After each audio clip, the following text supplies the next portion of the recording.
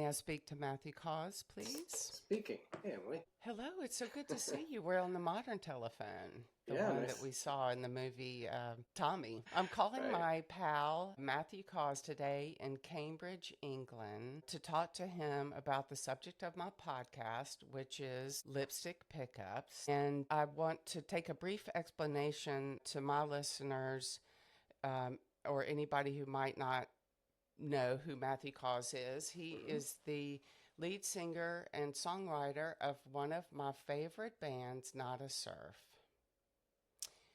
I met Matthew 10 years ago. I'm going to remind him how we met, but Matthew knows that Not a Surf has been one of my favorite bands for over 20 years, and I've seen him a bunch over the years, and I've really stuck with the band. And so him making contribution to my podcast means a lot. And thank you so much for being here, Matthew. Well, thanks for having me, and thanks for coming to see us. And it's been a delight to get to know you. So I'm psyched to be on your podcast. I've seen you a bunch over the years, and it feel like we've grown up together. Been around a long time, and I want to tell you I don't know if I've ever told you that it was Let Go that really got into me with your band. An early record. Yeah, our third record. Well, I'm so glad. That was the one that got into me. Well, I'm glad you heard it. Yeah, and anyway, I love that record. So it's a pleasure to have you here. And you've done a lot of press for Moon Mirror, Not a Surf's new record. And I'm hoping not to duplicate too much of that, but I do want my listeners to know that Rolling Stone agrees with me that it is an amazing achievement after all this time, and they declared it one of your best, and I also feel that way. So thank you so much. I really appreciate it. Congratulations on that record. Thank you. It's been in constant rotation since I saw you here in Nashville in September. And I brought props today, just so you know. Yeah.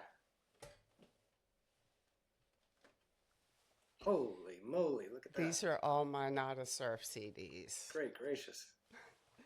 And I bought Moon Mirror on CD, and I want you to know that I appreciate you offering it in that format. Not everybody's doing that. Yeah, well, they're pretty. You know what I miss? I miss my my Sony Sports Discman. That was a great, the yellow and white one. It was indestructible. That was a great piece of equipment. Is that does that figure prominently in your decision to continue to make CDs? Is it your? No, I think we just make them because there must be some. Well, there people like yourself are still buying them, so we, a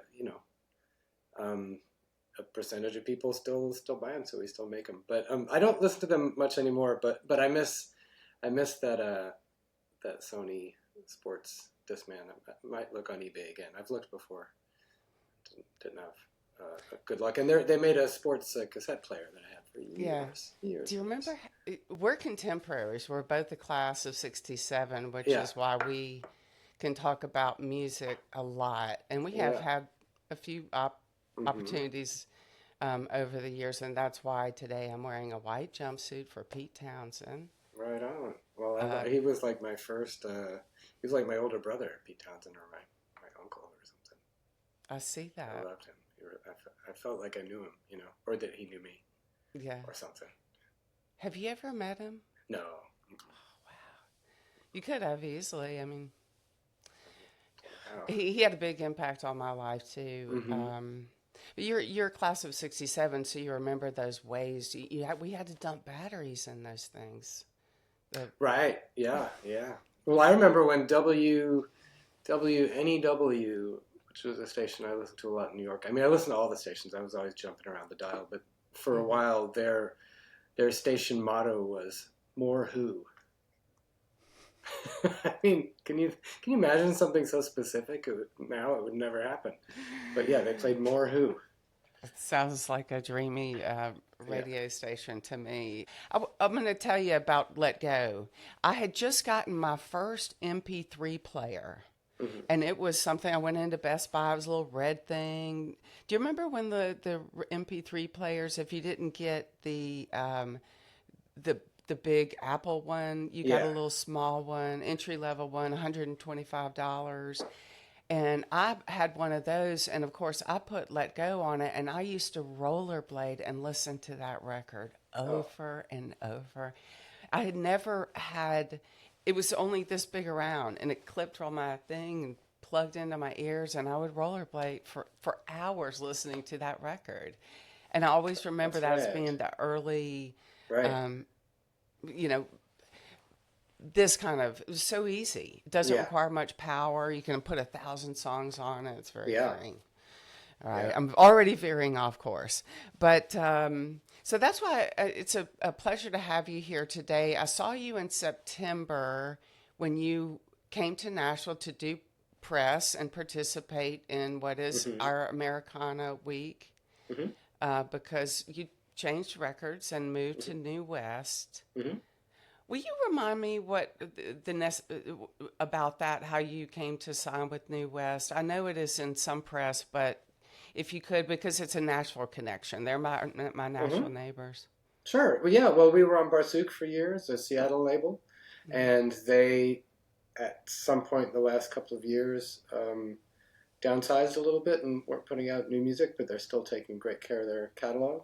So Mm-hmm. it was time for us to find a new home, and we're thrilled to be at New West. They're absolutely great.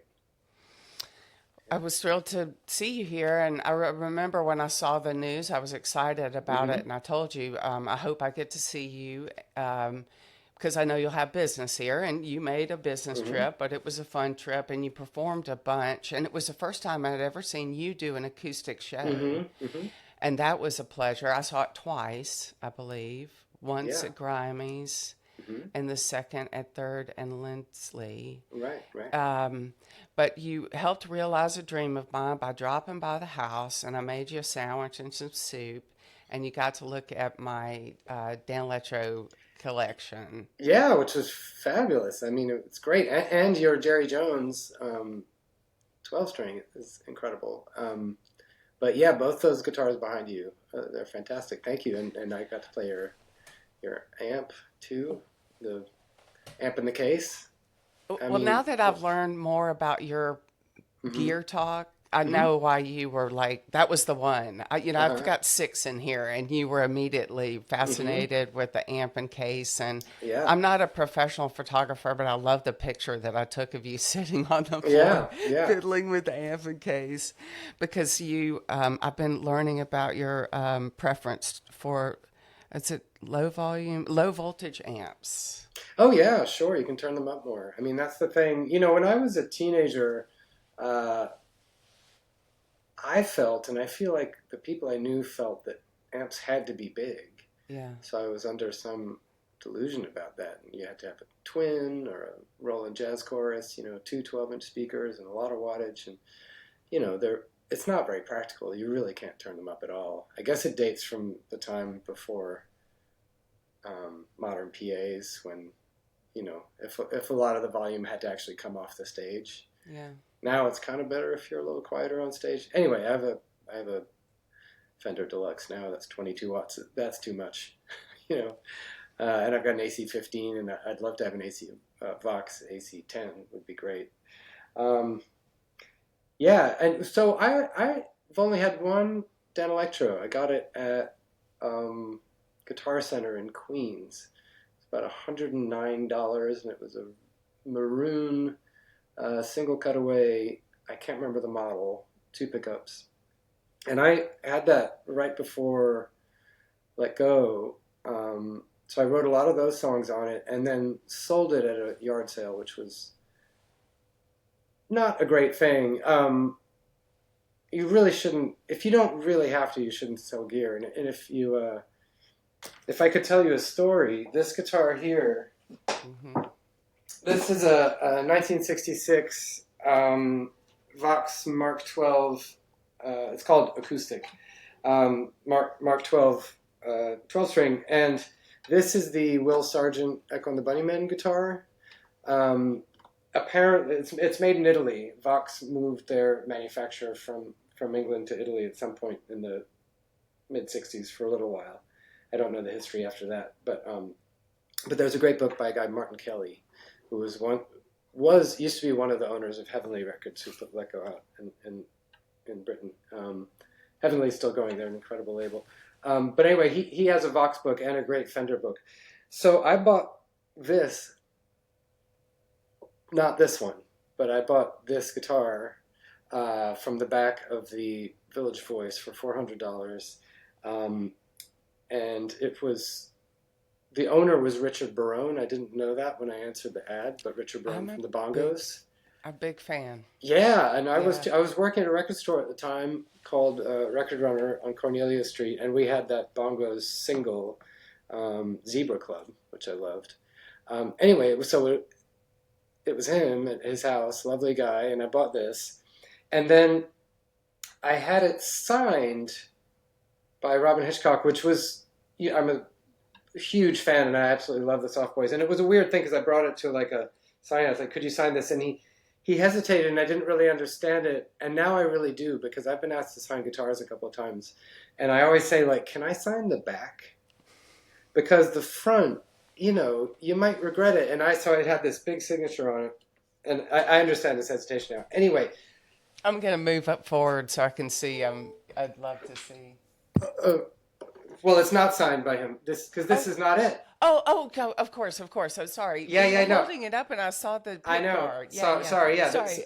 So a year later, I thought I was broke, and I had a few guitars, and I thought I had too many, and I sold it, which was a terrible, terrible mistake. And a year after that, I was actually broke, like rice and beans broke, and looked back at the year before and thought, why did I do that? I should have kept it.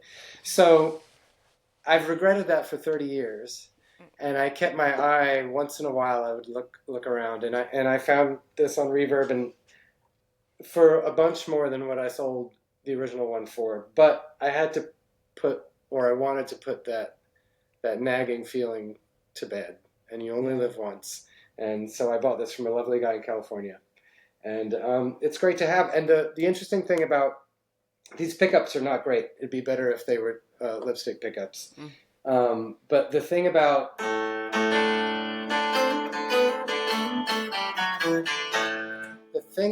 this guitar is that Killing Moon, the song on Ocean Rain, that lead break is this guitar not plugged in. So this sounds...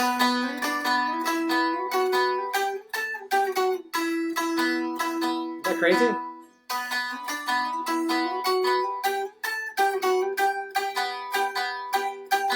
Etc. So isn't that nuts? And how did you find that out? I read it. I read it in an interview, and then later I got to meet Will Sargent for one happy hour, and we talked about this guitar. He's like, "Oh yeah, you've got one of those? Doesn't stay in tune, does it?" I'm like, "No, not much." Sorry. So, and then he confirmed that it's true that part is this not plugged in. So that doesn't say much for the pickups. Well, what's interesting is it's a weird kind of sitar-y sound. That for sure. Thing. I can't believe you just nailed it. What have you... Remind me when you bought this new one. This new, actually, I said a couple of years, but time is so elastic. Probably 6 or 7 years ago. Yeah. Is it on Moon Mirror? It's on Moon Mirror in the song The One You Want. There are these little sort of embellishments. Wow. It's that. I hope to play it some more. It's a lot of fun. It's impractical to hold. You sort of need to wear a strap. Yeah. I want to ask you about some of your first guitars, because you bought them. Do you remember why you bought that Dan Electro? The one you bought? It was so light. Yeah. Which is a great quality in a guitar, because you might be, at least I am, more likely to pick it up. So it's a great incentive. I remember when I was in my early 30s, I had my version of an early midlife crisis, and instead of buying, a sports car or something, I got a really good vacuum cleaner. One of those Miele ones. in canary yellow because I thought if I have a vacuum cleaner that I think is really ginchy or fun to look at, I might leave it out and I might use it more often than I did. So I had a cleaner house because my vacuum was fun to look at. Those are great vacuum cleaners. Yeah, German, I believe, engineering. maybe. Yeah, And yeah. I've told you over the I was sold vacuum cleaners because you told me your sister did her time She doing that. did. She did. She Yeah, sold a Kirby vacuum cleaners. yeah. Yeah, A great vacuum cleaner is a wonderful thing. Sorry yeah. about that. Ding ding. Um, so you bought it because it was light. That's interesting that you made that observation because I watched you do a gear rundown at the Mm-hmm. Mercy Lounge. It's Mm-hmm. on YouTube. I'm very Mm-hmm. sorry that I failed to turn my Oh, it's fine. I didn't hear a thing. on my side. I have a ding going off. I'm Right. getting messages. So Uh-huh. I watched a gear rundown that you did at the Mercy Lounge Mm-hmm. in 2016, and it was the night that Lee Nash introduced me to you. Oh yeah. Oh, that's I right. I'd seen you a bunch over the years, Mm-hmm. but she introduced us, and I was like, "Oh, that's the night that I met Matthew." And you Mm-hmm. did a gear rundown, and you pulled up a guitar that I love this expression that you used, a lawsuit guitar or something. You call it a Oh law. yeah. Right. I'm not sure mine. Right. It's an Edwards. It's a company owned by ESP in Japan, and Lawsuit Guitars were, and I might get this wrong, but it's something adjacent to the idea that they made copies so good that they couldn't export them because they'd get hit with a lawsuit from Gibson. They were making these incredible Les Pauls. So I have a Japanese Les Paul in Edwards that's light as a feather and great. You explained to the interviewer in that video Mm-hmm. for anyone who wants to go deeper in a guitar player talking to Matthew about these Mm-hmm. guitars. It's all out there. Mm-hmm. Ours is going to be a little lightweight because I don't play guitar, but the good stuff is out there. Premier Guitar, Guitar Player, you really know your stuff. But they do a gear rundown. You talk about how much you love how light it is. Yeah, sure, sure. And now that I'm inspecting guitars occasionally and I've picked up a bunch of Les Pauls, I can imagine why somebody would Yeah, get older and start to appreciate a lighter guitar. right. Well, a lot of them are chambered. That's the thing that people look for. I think the way it works is I know it's done to a lot of different guitars, particularly I think Telecasters and Les Pauls, but if it's a pancake body, so 3 pieces of wood, Hmm. you take the middle piece of wood and carve out either, circles or just a whole big area of it, and then glue it together, and it's got this air pocket, which is weight relief and makes it Hmm. lighter because it's a great thing. And also, like my favorite guitar around the house is a little 0018 Martin, and they call that a couch guitar, because it feels good on the couch. Because I had a Gibson J200 for years, and Hmm. I still have it, but it's really, now that I've discovered the joys of playing a smaller guitar, I can see that it's just cumbersome, and it makes messing around feel just a little bit more like work. To have something that's bigger. And, Yeah, yeah. uncomfortable. Yeah. Well, I don't play, but now that I picked them up, I appreciate the lightweight, and it Oh yeah. also affects the tone. Mm-hmm. And I'm thinking intellectually, if it's less fatiguing physically, then that is a tone in itself. Yeah, you're lighter in spirit for sure. So Yeah. that Electro, I picked it up and it was delightful, and also incredibly cheap, and that was a big. Also, it was probably in tune when I picked it off the wall, which is something that I've thought about a lot. I mean, I'm sure I've tweeted this, and I think I cannot believe that people who own guitar stores don't, although most of them probably do, but I've definitely been in some stores where you pick stuff off the wall and it's not in tune. And that's such a mistake. You should go around and tune them all every day and keep them all in perfect tune, or as well as you can, because some kid, some person's going to pick one up, and if it's in tune, they're going to get a good feeling with that first chord, and that good feeling can lead to a second chord that they have a good feeling about. And before you know it, they're sitting in your store making up a song, and they'll need to buy it, you know? It's going to make a positive contribution to their life. But if they pick it up and it's a struggle, and it sounds like like someone ordered the turkey special, It makes perfect sense. Yeah, and it's right there. It's free to do. Anyway, but And a lot of stores do it. A person would pick it up and go, wow, this thing really holds a tune. I picked Yeah. it up off the wall. It was in tune. Yeah, totally. Because I've continued to hear guitar players stay in tune, or at least the way you want it to, be in tune. Sure. I'm sorry you let that one go because you composed some of my favorite songs on it. I have the stack of CDs. Do you remember when you let that one go? Yeah, we had a garage sale, in 2001 or something, or 2000, because we just had a little too much gear lying around, and maybe I wasn't playing it much at the time. That's also, I probably bought this telly around that time and was probably playing it a lot more. But hold on to stuff if you can. Yeah, I've not had that many people go, I'm so glad I sold that guitar. Right, that's not a thing. That's not a thing. And then you get to go home shopping, like home shopping in your closet. It's clothes that already fit you that you've forgotten about. And they, everything comes in your size. It's great. Yeah. Do you like to go to guitar shops when you're touring or traveling? Yeah, for sure. Definitely.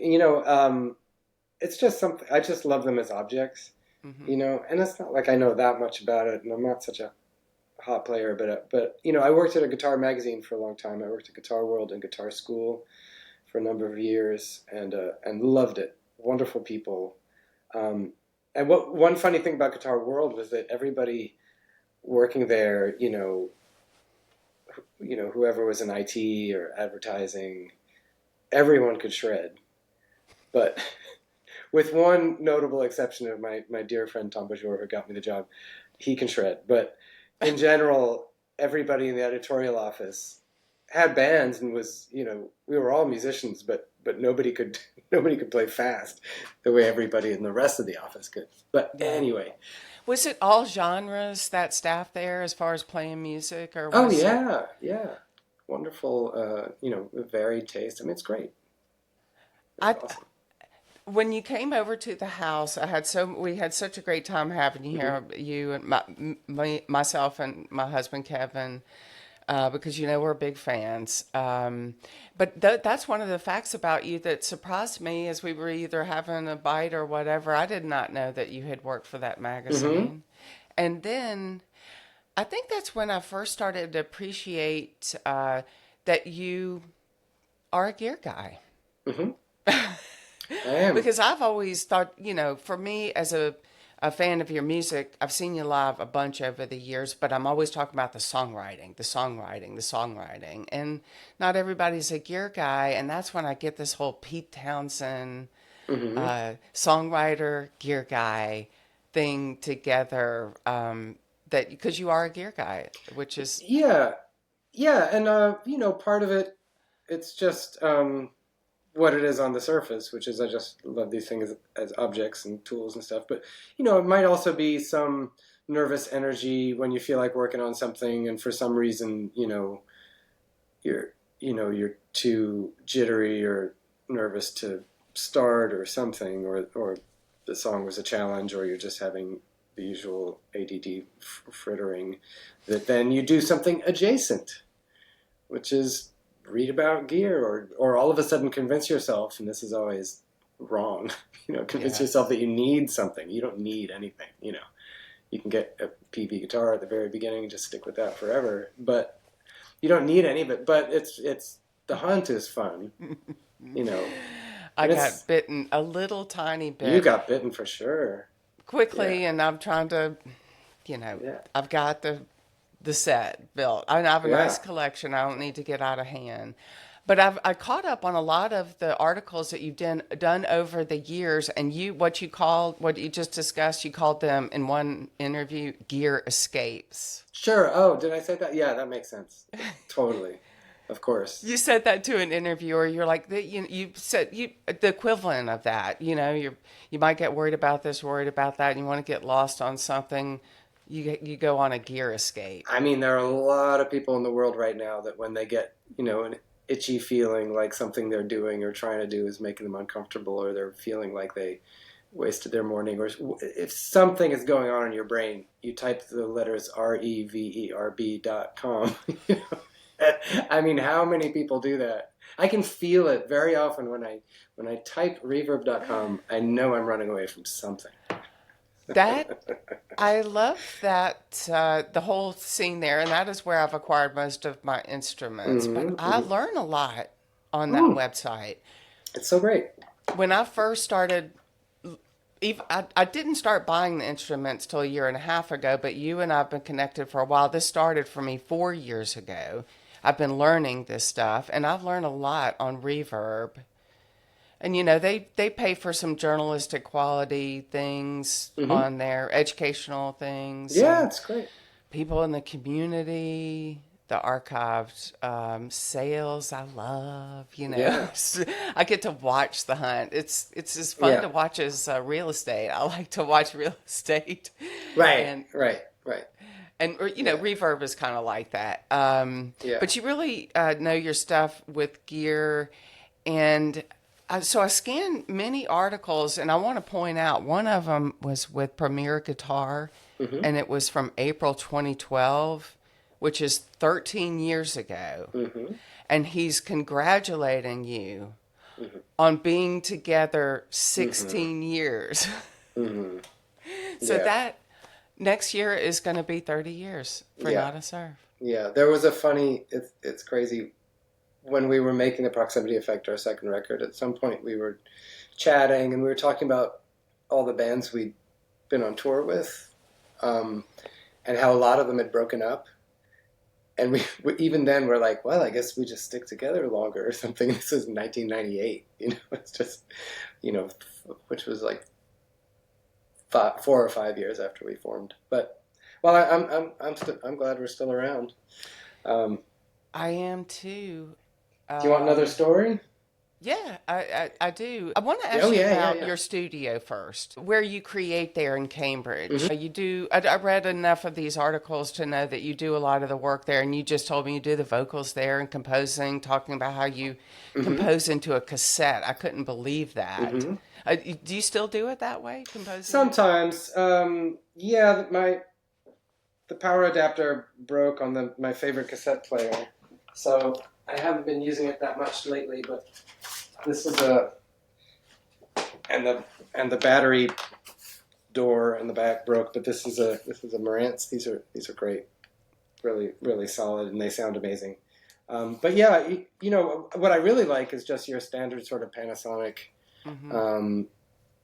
desktop tabletop tape recorder, but they're hard to find now. And if you get old ones, sometimes the rubber is deteriorated. But computer is great, phone is great. There's always a million ways to do it, and they're right there. What is your setup there? The type of space, how many square feet it is, how many guitars? Just a quick I don't know. I don't know how many square feet it is. It's 2 little rooms. It's above a shop. It's down the street from our house. I have a little room at the top of our house, and I made music there for the first few years. And my wife was having drinks with some neighbors a couple of houses away, and she came home and said, "Nobody minds, but just so you know, everybody can hear everything." I was like, "Oh no!" And so I got smaller and smaller for like 2 years. I just wrote less and less. I sang more and more quietly. And then finally, my wife, it was so kind of her. She said, "You need a place."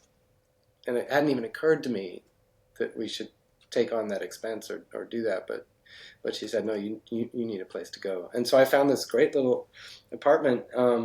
It's I don't know the square feet, but this little room is where I am mainly. This is where I do the vocals and stuff. And, I've got a dozen guitars, probably a little bit more. Can't help it. I don't really need any more, but they're just lovely. Well, I'm happy for you to have that space. That's great. And to learn about it. Cambridge, I've been there many years ago, but it's a charming town, and I enjoy following you on Instagram and your pictures and your. Mm-hmm. It looks very idyllic, and it kind of is, isn't it? It's really nice. It's a lovely place to be. We're right down the street from a big common, a big green area. It's great. And, It made a big impression on me. And by the way, I told you that my dad wrote some bird watching records of that around there, and I went to go review the old BBC thing that they did on him to see what bird broke the record with his friend Brian Bland, who I told you about, and it was the Arctic tern, and it's a beautiful seabird. And so, Matthew, I'm gonna anoint you the Arctic tern of the that's Lipstick awesome. That's awesome. Picked Up podcast. No more bird watching. Okay, one thing I want to ask you about when I kept saying Silvertone amp, Silvertone amp. Are you still working with that Silvertone amp? Or No.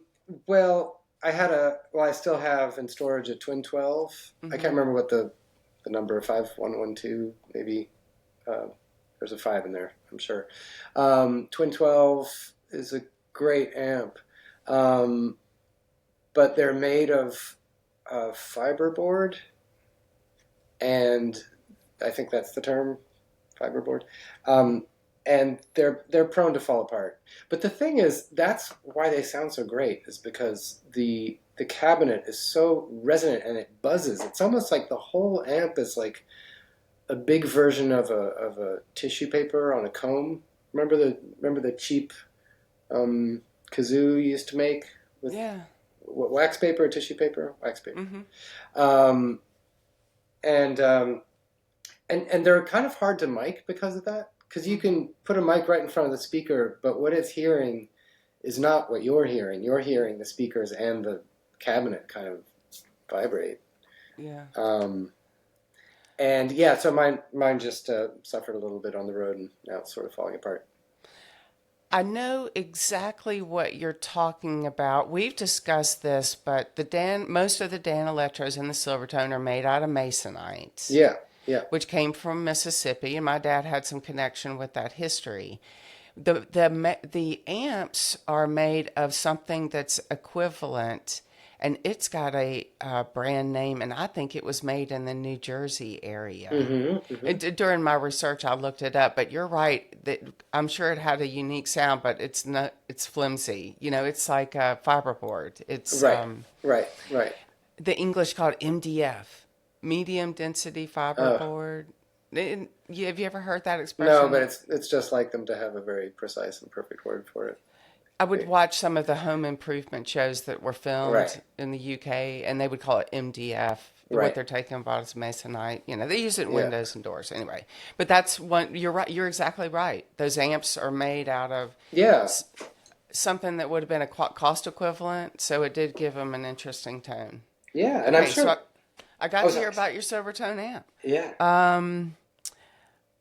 Okay, show me that other guitar. Well, I was just going to say quickly, I wonder if, I don't know how masonite vibrates, but I'm sure that the way Dan Electros are built and their lightness has something to do with the character of how they sound in your lap when they're not plugged in. Because I think it's fun. I was joking with a friend about this. It's funny that electric guitars are stereotypically possibly thought of as like the loudest instrument on earth, but the truth is most of us sit around playing unplugged, and so you spend most of your time just going plink-a-plink, just with an unplugged electric guitar in your lap. And so how it sounds unplugged is important, because you might spend a lot of your time doing that, I think. I don't know if it's 50% of people, but I don't know. How many other songwriters do you think have ever thought about that.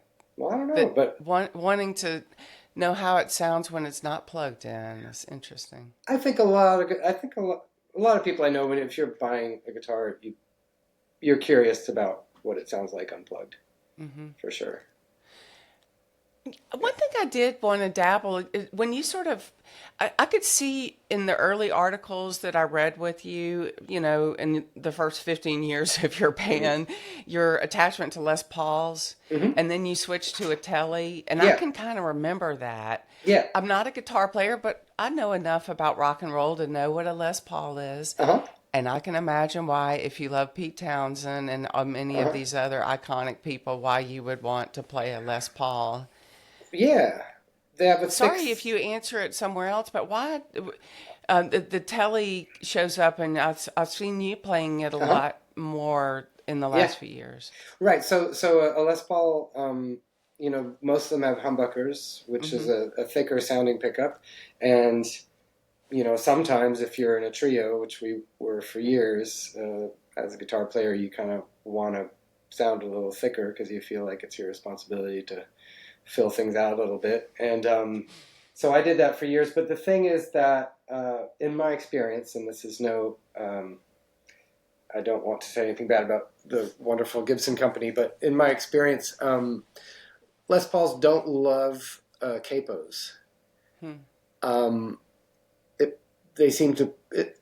I found the capo pulls it out of tune a little bit more, and so I was retuning every time I moved the capo, and then I found, fooling around at home or recording, because I bought this Telly and my Black Les Paul at the very same time, so Hmm. they've been on all our records ever since. But I was taking the Les Paul out at concerts. But anyway, this behaves really well with the capo. So what I did is I got a Seymour Duncan pickup it's called the Little 59, Hmm. and it's a humbucker that fits in the space of a single coil, so you don't have to alter your guitar, you don't have to route it out, and it sounds like a Les Paul pickup. So best of both worlds. Nothing against the Tele pickups, sound incredible too, and that's a great sound. And I kind of wish I had another one that was stock, but anyway, this works really well for what I need to do.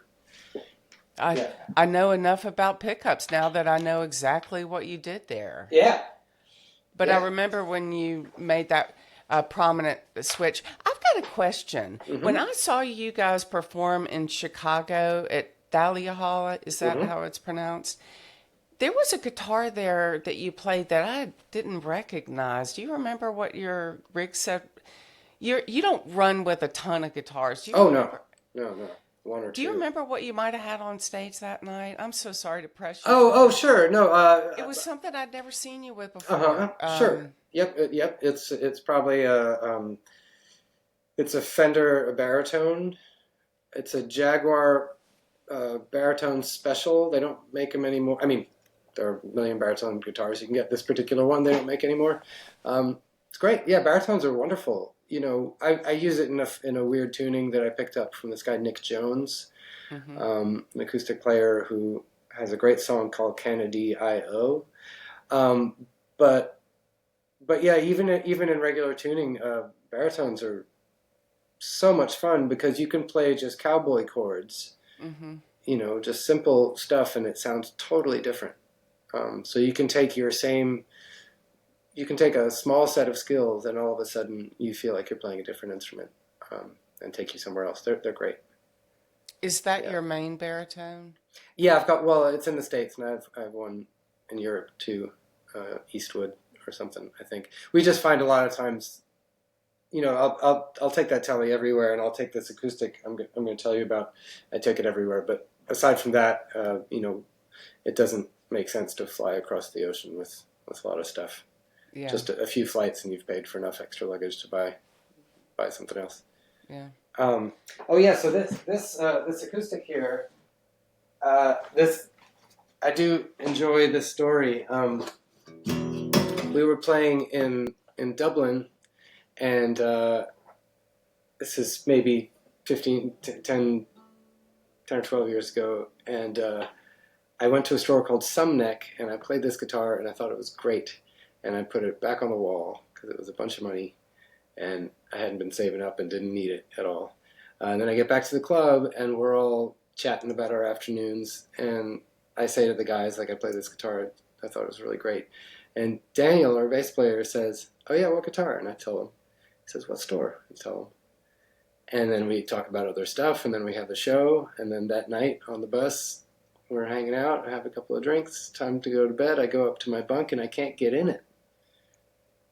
I'm so confused. Did the wall move? Is my luggage in there? It doesn't feel like my luggage. What is going on? And it was a guitar case, and he'd bought it for me. And here it is. And it's the kindest thing. But it's a 1960 J50. And if you see this outline here, this is the outline of the pickguard.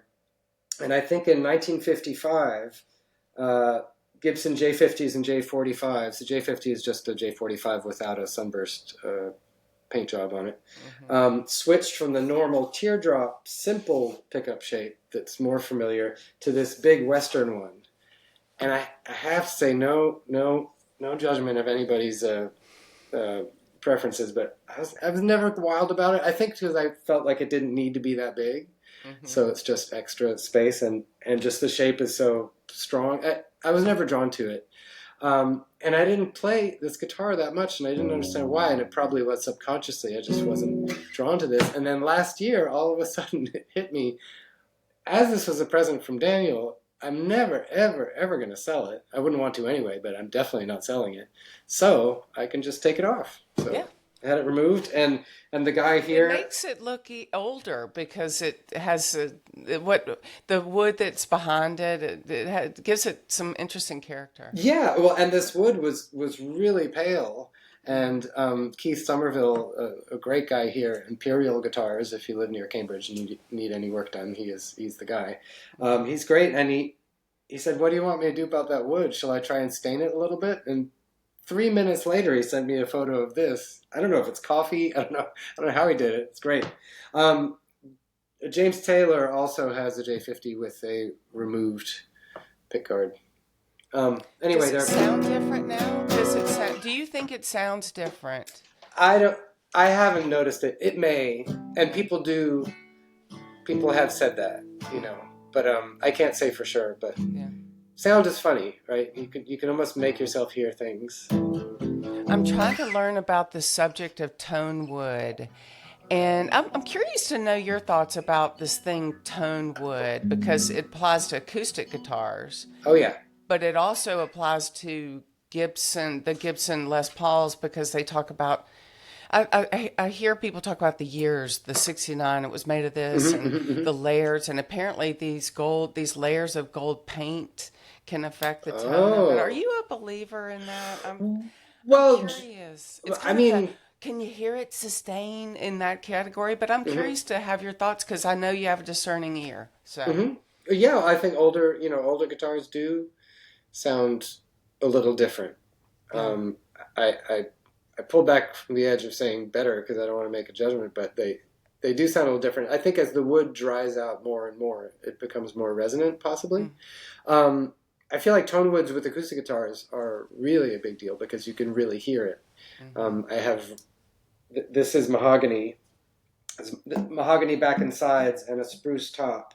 But Martin's famously, all the 28s have rosewood back and sides, and all the 18s have mahogany back and sides, and you can really hear a difference. There's a shiny kind of crispiness to rosewood, and there's a different and slightly, to me, duller feeling with mahogany, and I like that. I like a slightly duller sound.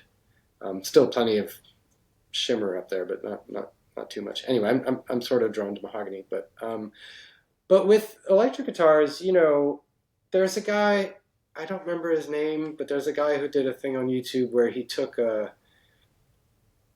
in his workshop, he stretched some strings between two like sawhorses or something to the right tension and put a pickup under it. So there's no wood at all.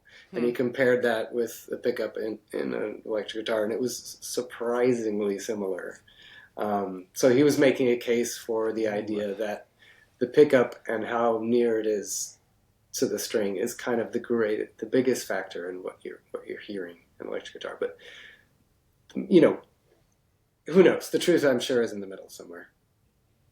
But plus, it wouldn't be very interesting on stage, just the strings and a bass. Guitars are much more interesting. Well, remember Steinberger's, all of a sudden, like Sting and who else played a Steinberger, Do you remember the Steinberger?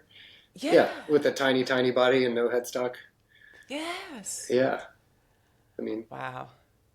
I saw you. I love the acoustic performances that I saw you play here in Nashville, and thank you. It's a superpower. I can't even imagine being able to do that because I'm just now sticking my toe in anything that looks like performance, and I can't imagine getting up in any size room and doing that. But will you play something for me on your acoustic so I can hear it? Yeah. I mean, I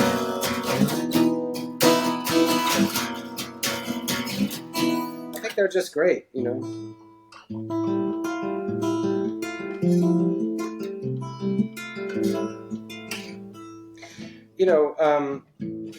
they're kind of little, which is great. They're kind of easy to hold, these old Gibsons. Yeah, and I have that J. Mascis Jazzmaster. Those are by Squier. That's a pretty good deal. Am I allowed to look at it? Yeah. Is it handy? Yeah, this guy right here. Another one of our Gen X icons. Mascis, Yeah. So these are great. They're made in China, and they're kind of awesome. Made in China by who? I don't know. Can I see the headstock? By Squier. Oh, okay, great. Yeah. So I guess Squier has a factory in China. Mm-hmm. They're really great guitars made all around the world. The Japanese Squiers are just incredible. That's a fun story to read about. That in 1982, Squier in Japan started making Fenders, and they were so good. They made incredible Tellys and Strats, and I believe the story is that Fender was like, okay, maybe you can make 70s Strats, but you got to stop making these 50s and 60s Strats because they're too good. Yeah. And 70s Strats have a kind of funny reputation. They had a weird sort of mechanism here to help with the tilt. Then a three bolt thingy, what do you call that? The 3-bolt neck. But anyway, so they started making 70s ones. But those are incredible. Early 80s Squiers are just fabulous. Really great. Well, the thing looks cool. Can I hear what it sounds like unplugged? Oh, Can I give it the unplugged test? Yeah.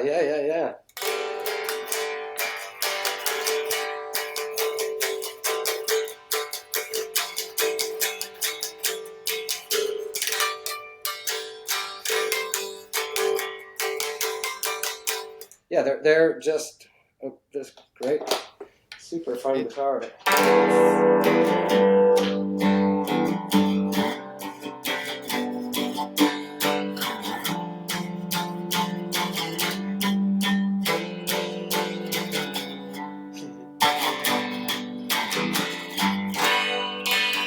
I've been having fun with the Keith Richards tuning is tuning the A string down to G, but he takes the low E string off. But I'm finding that Keith Richards tuning with the low E on is super fun. So that's what I've been fooling around with lately. That's been my new fun thing to do. But having a great time.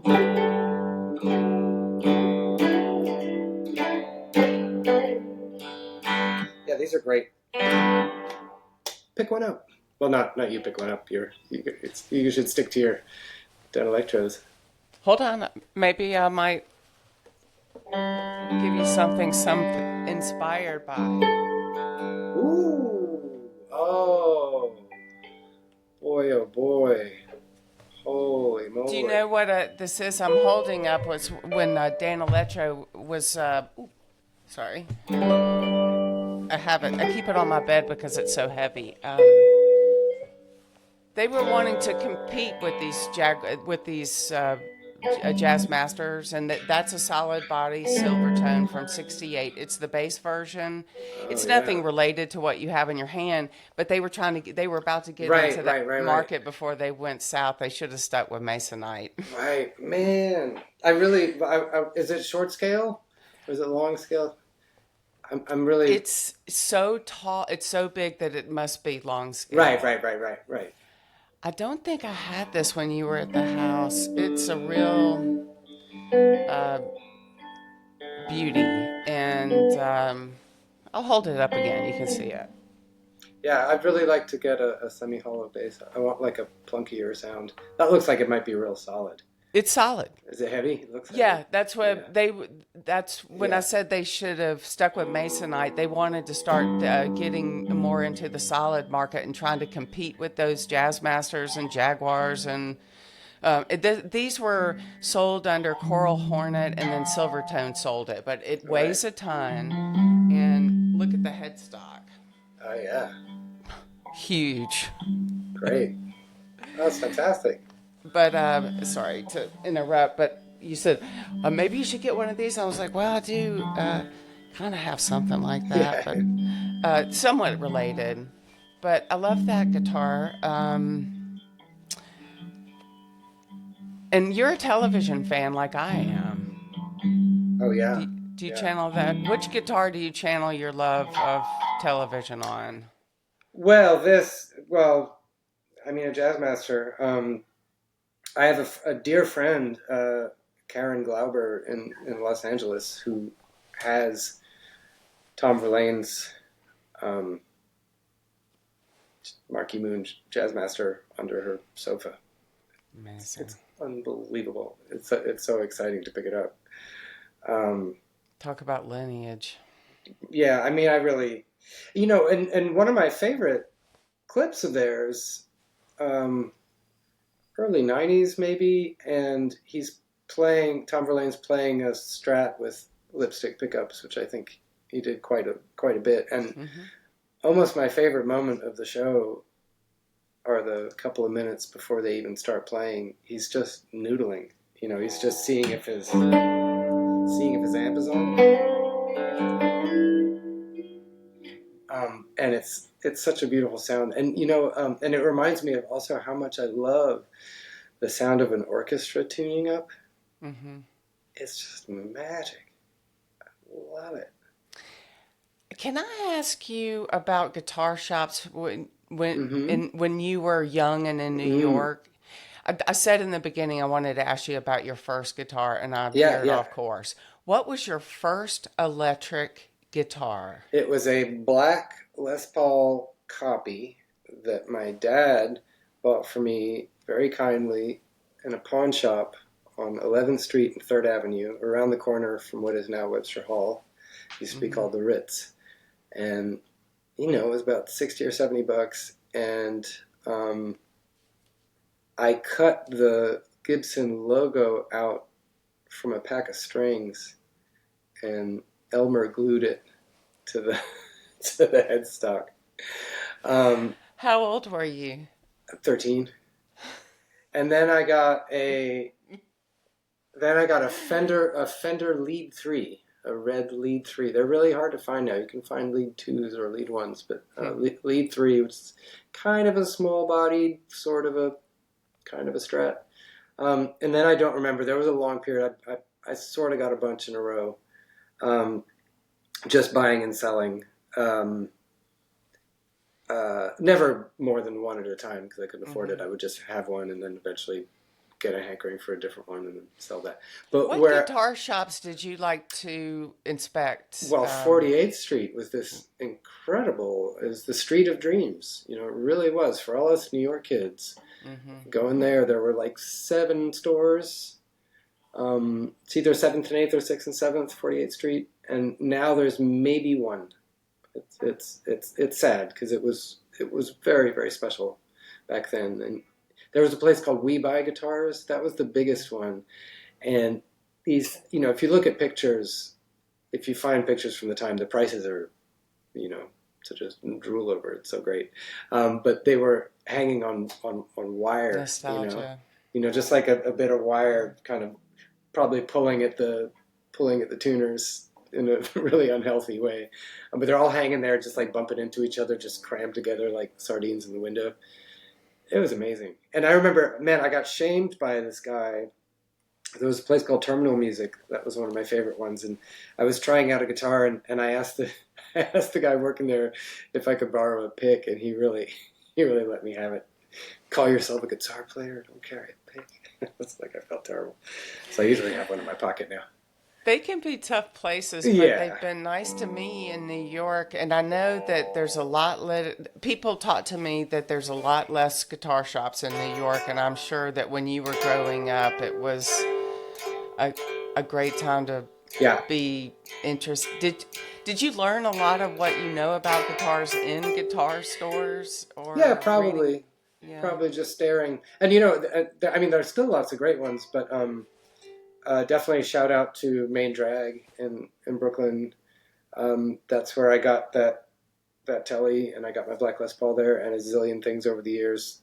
Really great store, lovely people. And then there's also Chelsea Guitars, which I think is still there in the Chelsea Hotel. I visit them regularly, and I love those guys. I saw them at Christmas. I went in there to wish them Merry Christmas. I'm glad they're still there. And then South Side and Rivington, 30th Street Guitars, great. I'm probably forgetting a million. There's so many good ones.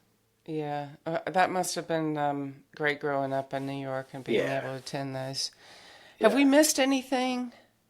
Is there anything that you would like to volunteer in the guitar realm or in any realm, Matthew? Right. Well, no. I mean, I can't think of any other big deal guitar feelings. I just love them, and I love that smell. It's only a couple of times in my life I've gotten a new Fender, but the case has this special smell when they're brand new that's really intoxicating. New car smell. It's a new car smell for sure. If you grow up in New York, you probably don't use cars as much. It's the same as a new car smell. Ooh, the car smells good. Yeah, no, we definitely did. We had a tiny little Honda wagon, and then we had a Simca, which is a French car, tiny little thing. And my dad, we sold it for $25. He sold it to the pound or the junkyard for $25. And he swore that the car was shorter when he sold it because of all the parking and just being kind of smushed into by the car in front and the car behind. I mean, I guess he was joking, but it got crunched up a lot. I can believe it. That's one thing I love about your songwriting, the lyrical content of it, is you talking about city life. I love New York, and you brought it to me as a songwriter. Oh, that's lovely. You know about how much I love your band, and when I've read these articles, people struggle to describe Not a Surf. Power pop. Whenever anybody says that, I'm like, it's too oversimplified. And so learning about your guitar tone and all your eras and all the thought that's put into, and when Doug Gillard was in the band, I was loving that era. Man, I mean, he's a genius. He's so great. Such an incredible player. It was such an honor to have him in the band. Yeah, go ahead. I'm sorry. I was just gonna say, huge shout out to Doug Gillard and to Tom Beaujour. Again, who got me my job at Guitar World and who's recorded guitar tracks or helped me record guitar tracks on every record since The Weight Is a Gift, and he produced Who You Are, and has a great studio called the Nut House. But anyway, he's my favorite. Like, sit around and hunt tone down for hours. It's just the best. For anybody listening to this, it's more on the real guitar end of things. I'm not a player again. You can find so much about your strategy and your gear and your mics and your pedals. I learned a lot stalking your guitartone on the Yeah, internet. cool. In preparation for our chat, I guess I want people to know, if you really are a gear person, Matthew does not hoard. He shares his Oh yeah. strategies and the things that he does. It's all cool. And you talk to Premier Guitar, and Hmm. they've done a lot of interviews with you over the years, and I enjoyed the one at the Mercy Lounge. I watched it, and I said I got to meet him that night. That's the night that we met. Man, I love it. I love those rig rundowns. They're so much fun to watch. I Oh my gosh, the enjoy them. AC/DC one. It's just great. Yes. Oh my As a music lover, I've really enjoyed learning. It's made me appreciate music more, God. Hmm. because when somebody talks about this, when I read these articles and you talk about your use of the Les Paul and what you're doing, and then you bring Doug Gillard in, all the sonic appreciation that you're putting into it, or in consideration, in addition to the lyrical stuff, I go to listen to it. And now I think gear is a very interesting discussion. Yeah, right on. Well, that's lovely. That's lovely. Because Yeah, Pete Townsend influenced me. And yeah. I love those photos in Scoop. Aren't those great? You know, which, a Scoop is his. There's Scoop and another Scoop, or Scoop 2, or Son of Scoop, or something. But Scoop was the record of his demos, of his Who demos, and the photos in the album art are of him in his home studio, and he's got white pegboard on the walls. It's pretty cool. fiberboard, that is also a fiberboard. Oh, right, of course it is. That's right. That's right. The concept, because you live in England, and Cambridge, England. The concept started in England. The fiber masonite was patented in Laurel, but the process was English in origins, and that's why there's a lot of that kind of stuff in Julia Child's kitchen. Her pegboard, Oh, right. it's Oh, right. MDF. Oh, right. That's what masonite and all that stuff is. And have you noticed that he has a jazzy kind of shaped guitar, solid body guitar on his wall? That's a Coral Hornet. He was a fan of Oh, I those. didn't know that. I'll All right, send you on. a picture. Oh, It's cool. sitting over there in the corner, and he also had a Longhorn bass that you can find in many of those pictures. Yeah. But apparently, I had to read the history of it. But apparently, he liked them because they were cheap. Bring them, destroy them, do Oh, things. right. Oh, yeah. He was.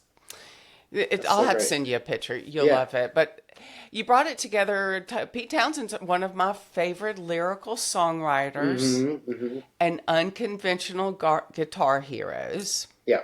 And Matthew Caws is one of my favorite, and I always say contemporary because I say we're contemporaries. We were born the same year, the golden year, 1967. Mm-hmm. But you're one of my favorite contemporary songwriters, and then also you bring the guitar game that I've loved so much. Well, thank you so much. I've really enjoyed this. Oh, there was one more thing. Did I ever send you the little clipping from the Daily News about what it's from the time of Marquee Moon, and it's about which guitars were used on that record? And Yes. it's so unlikely because it lists a Dan Electro as the guitar that Tom played on the song Marquee Moon, and I find that so hard to believe. Yeah.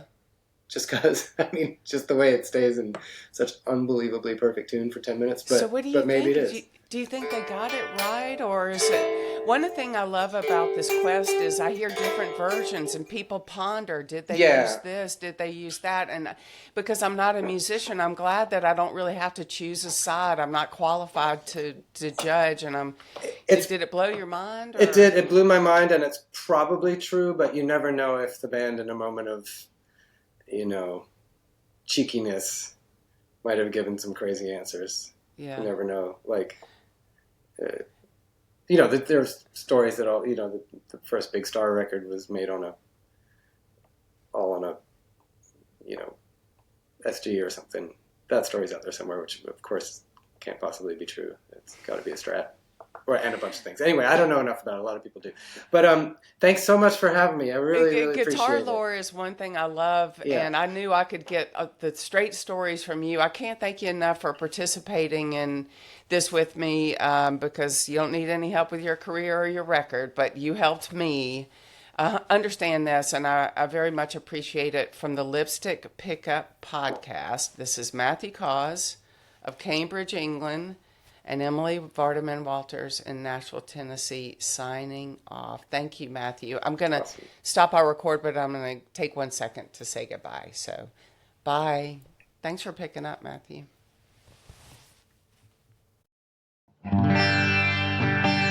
If you hear excellent tone and the sound of birds chirping, it means you've made it through an entire episode of the Lipstick Pickup Podcast. You're as free as a bird now, but I hope you'll join me again soon. Comments or questions? I can be reached at emily@thelipstickpickup.com.